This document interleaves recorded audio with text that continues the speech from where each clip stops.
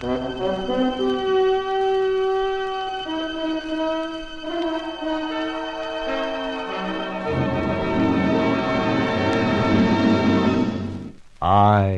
have been here.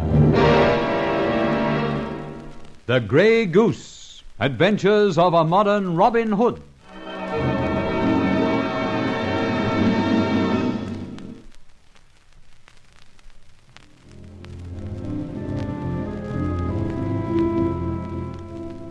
Old millionaire engineer Edmund Purbright adds to his millions by winning a football pool of £45,000. Disgusting, in my opinion. Hence, I get very active. Raiding his flat twice, I managed to accumulate a few facts. And I think I've stumbled onto something hot, real chutney. Purbright is a manufacturer of precision engineering parts, the workshops being under government supervision. I find some tracings of machine parts, and then, having escaped from the works by the skin of my teeth, I settle down to study the tracings with Barbara. Well, the drawings are clear enough, but why the strange language describing them? Looks like Russian, doesn't it? No, it's not Russian. I remember the Volga boat song. You know, goes, I-U-K-N-M, which means pull, brothers, pull. Oh, is that all the Russian you know? Yes, I think so. A droshky and Neva prospect. Yes, I think that's the end of my vocabulary. You know something? No. Go on. You obviously do. Yes, much. These plans are for a foreign power. Don't forget the inverted commas. A, F-O-R-E-I-G-N-P-O-W-E-R. What does that spell to you? A foreign power. Oh, ye gods and little fishes. That is not the right answer, quiz kid. It means that the reputable British firm of Edmund Purbright is making goods, precision parts, for someone else. How do you spell someone else? S-O-M-E. Shut up. Someone else reduced alphabetically and politically. Politically, mark you, means enemy. Now, don't spell enemy R-E-D, because I know. Aren't you just marvellous? I have press notices and Grey Goose feathers to prove it. So, you've put your finger on things. Don't wake up matters painful. I put more than my finger on Mr. Edmund Purbright's electrified chair. Oh. However, let's proceed. Mr. Purbright is obviously a traitor, manufacturing, under the lap of his legitimate business, parts for enemy purchase. Such parts being inimical to the peace of all of us. All of us? The United Nations. Thus, we further pursue our investigations into the factory of Mr. Edmund Purbright, Mr. P himself, and all his doings. Twice you've escaped by the skin of your teeth. Aren't you being fortune's fool too often? No, I think not. Somehow I'll get Mr. P where I want him. You know, Barbara, I had a brainwave today. I know you're going to tell me, so carry on. I smashed old Thingamy's fingers in the door today. I even bound his fingers up, but I've already mentioned this. Go on, nevertheless. Right. Well, disguised in dungarees and a dirty face, I met him in the engineer's yard. Asked after his hand, and he didn't seem to be bothered about it a bit. Just bawled me out for daring to speak to the managing director. Well, he may be a hard case. Maybe he is. But there's more to it than that. Now, as for these tracings, I've got a pal at security headquarters.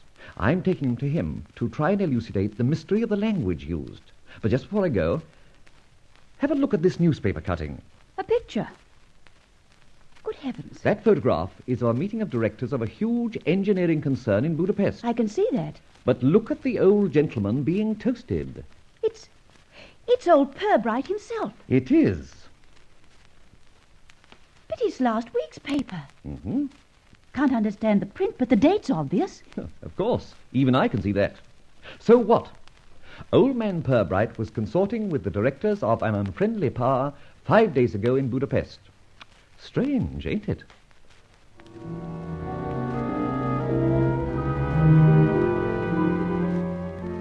Well, that's all I can tell you, Fletcher. Ah. Language is description of the parts, mixture of Russian, Croat, and what have you. Right. And the descriptions, what do they describe? Warheads for torpedoes, underwater guided missiles. Almost, I think, with certain modifications and improvements. Copies of one of our most closely guarded secrets. Now, look, Fletcher, how you obtained these tracings, I'm not going to ask, but they're dynamite. My advice to you is leave them here and let me put the security blokes onto the job. That's exactly what I intend doing, in 24 hours. But you daren't wait. I've got the whole thing worked out, Cardigan. and you'll ruin your own chances if you interfere, just yet. I'll guarantee to give you the whole story and even hand over the culprit himself. I tell you, man, I know the works. Now, just hold your hand. I'll probably be hung, drawn, and quartered if anything goes wrong. Believe me, it won't. Now, 24 hours. You see, I know so much that if you don't give me that leeway, I'll just fail to bring these people to book. And I can tell you people, you'll get nowhere without one piece of information that I possess. That is also yours in 24 hours. All right. It's a deal. Good. Now, I'm just going to communicate with an old friend of ours. Who's that? The Grey Goose. What? Good heavens, don't tell me you know him. Why, man, that man's wanted above anyone else. Do you mean to say that... Of course not. Don't jump to conclusions, Cardigan. Whatever might be said about the Grey Goose, I'm confident he's no traitor. Now, I've watched the press very carefully, and I'm certain that given a hint through an agony column par, he'll take action. Well, I don't like it, Fletcher, and that's straight. This Grey Goose chap is wanted, and wanted badly by the police. We can't ally ourselves with a miscreant. You don't have to. Let me handle it. Look, man, there are grave issues at stake. Stern necessity requires stern measures. So just shut up and give me my 24 hours. All right. I said, you know what, Fletcher? No, what? I wish you were the Grey Goose himself. Good heavens, why? I'd have a good excuse for handing you over to the police. You see, I'd rather get you out of my hair. You've got me terribly worried. These tracings and whatnot, Oh, well. 24 hours.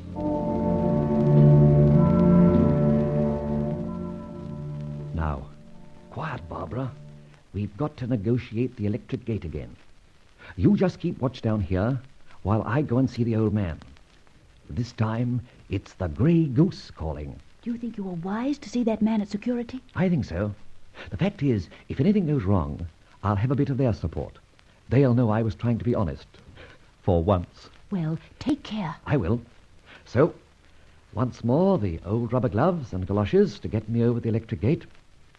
So long. Wait at the car for me.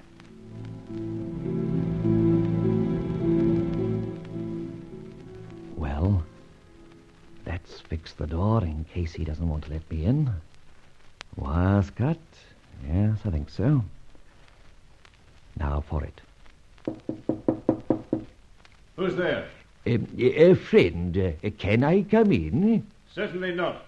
I'm busy. And I can't imagine a friend calling at this hour. Not too busy, I hope, to see a friend from Budapest. What? Who do you say? Exactly. Buda. Come in and be careful. Secrecy, my friend, secrecy.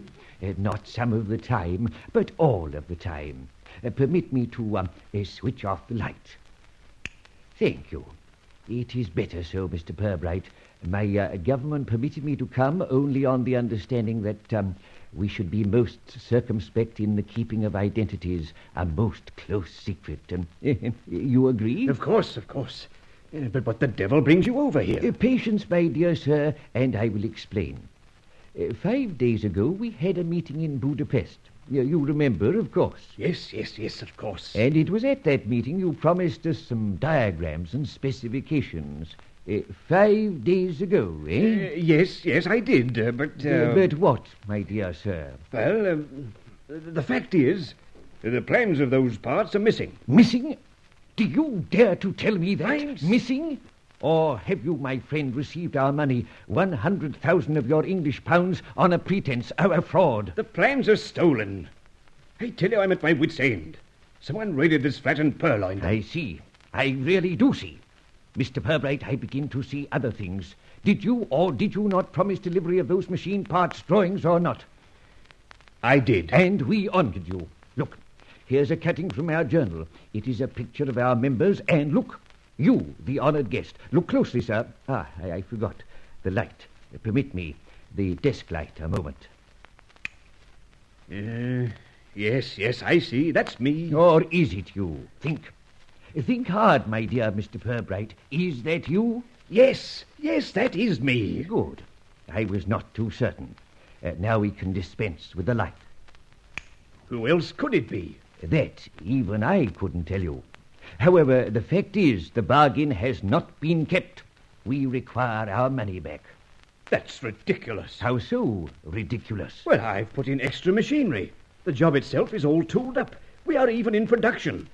Each part is constructed by a single mechanic who doesn't even know what it's for. The final assembly will be in your country. How do we know that? I give you my word. Better still, my friend, you will give me your check.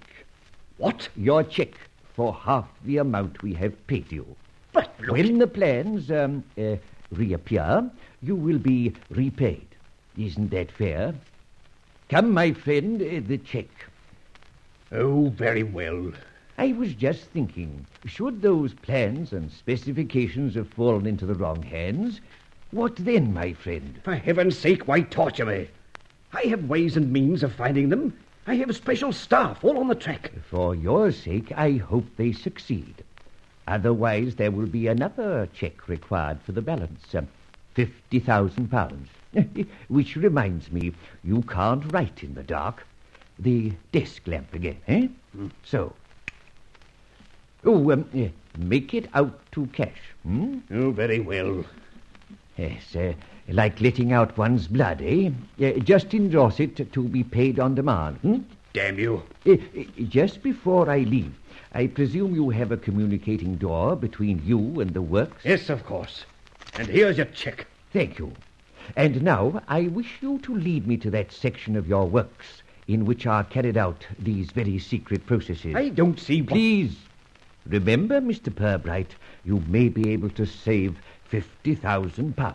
All right. Come on. Down these steps. Who's there? It's all right, Watchman. It's Mr. Pirbright. Let's have a look. Blimey, it's the boss himself. Quite right, and I'm glad you're on the alert. All right, you can go. Yes, sir. Now here, these machines are all tooled up for the job in hand. There's a screen between each so that no man on the machine can see the operations of his neighbour. Very wise precautions. Carry on. Then the parts are collected from the bins. They're not assembled, but packed in separate cases and dispatched for assembly in your country. A lovely little scheme, Pirbright, you piece of dirt. Oh! Out with it, eh? And I hope with that black eye I'll be able to sort you out, you scum.